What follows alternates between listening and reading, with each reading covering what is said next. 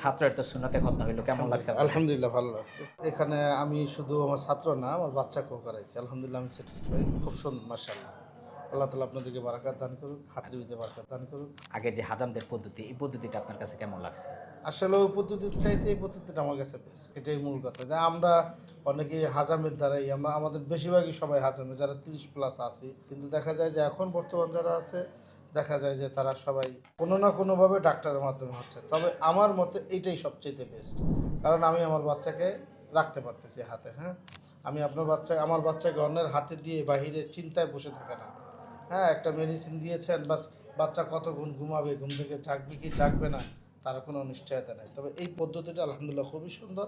ব্যথামুক্ত, রক্তপাত ছাড়া, সেলাই ছাড়া আধুনিক একটা পদ্ধতি, এটা কি আমরা দিতে পারছি কিনা? হ্যাঁ, আলহামদুলিল্লাহ 100%। এটা খুব সুন্দর হয়েছে। বললাম না যে আমি আমার বাচ্চাকে করায় যখন দেখছি না এই পদ্ধতিটা ভালো, আমি আরেকজনকে কনভিন্স করেছি। কনভিন্স করছি কি, হয়তো তার দেখা যায় সামর্থ্য আরও কম হইতে পারে। কিন্তু কষ্ট করে হলেও সেই পদ্ধতিতে চলে আসছে। আচ্ছা, আচ্ছা।